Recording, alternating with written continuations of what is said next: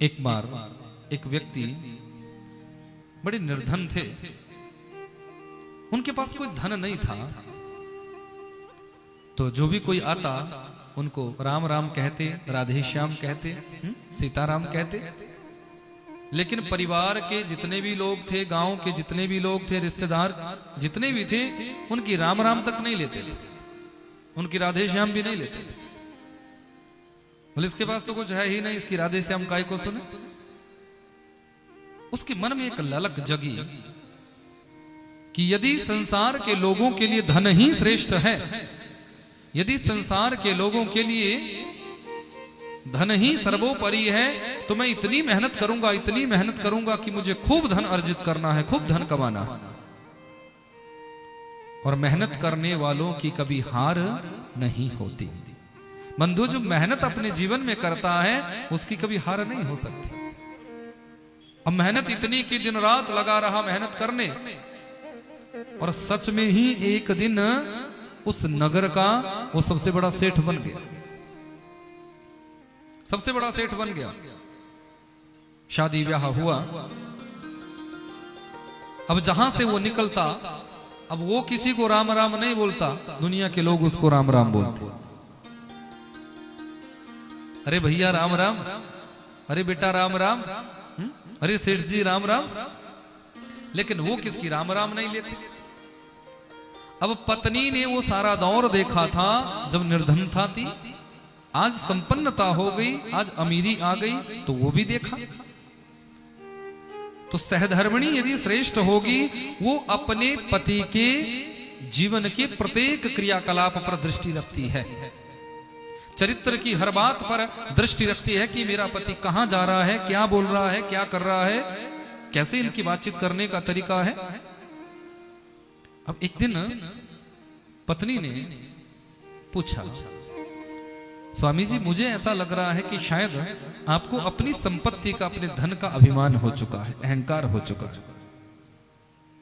बोले देवी तुमने कैसे निर्णय कर लिया, तुमने कैसे सोच लिया।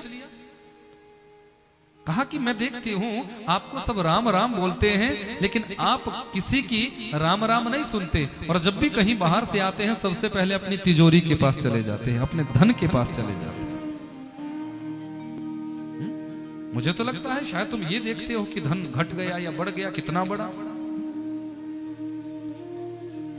बस वही उसी कमरे में जाते हो जहां धन रखा हुआ है, जहां संपत्ति है, जहां तिजोरी है, जहां खजाना है। पतिदेव मुस्कुराए, कहा देवी तूने कहा तो सत्य, पर कहा अधूरा।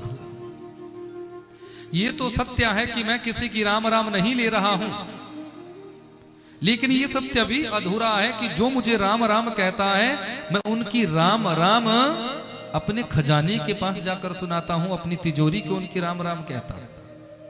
पत्नी ने पूछा क्यों।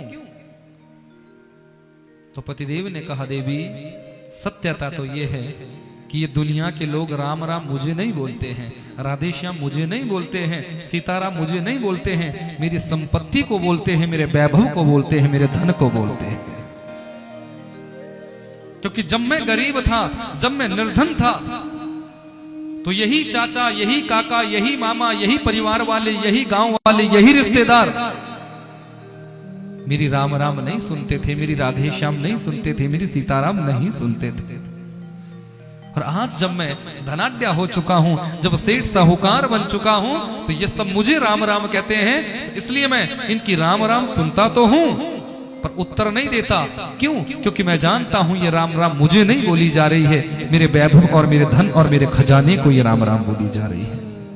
इसलिए मैं आकर अपनी तिजोरी को यह सब सुनाता हूं कि इसने आपको राम राम बोली, मामा जी ने आपको राम राम बोली, काका जी ने आपको राम राम बोली, चाचा जी ने आपको राम राम बोली, भैया ने आपको राम राम बोली। तो बंधुओं, कहने का मतलब सिर्फ इतना है कि ये निश्चित है कि संसार के लोग धन से तुम्हारा आंकलन करते हैं, लेकिन परमात्मा की नजरों में ऐसा नहीं है। भीष्म पितामह कहते हैं कि गृहस्थियों को खूब धन अर्जित करना चाहिए, लेकिन जितना भी धन हम अर्जित करें, एक नियम बना लो, एक नियम बना लो कि उसका 10वां हिस्सा हमें दान में देना है। 1000 रुपए यदि आप कमाते हो तो 900 रुपए पर आपके परिवार का अधिकार है, पर जो 100 रुपए है ना, दशांश 10वां हिस्सा ईमानदारी से उस 100 रुपए को धर्म में खर्च कर।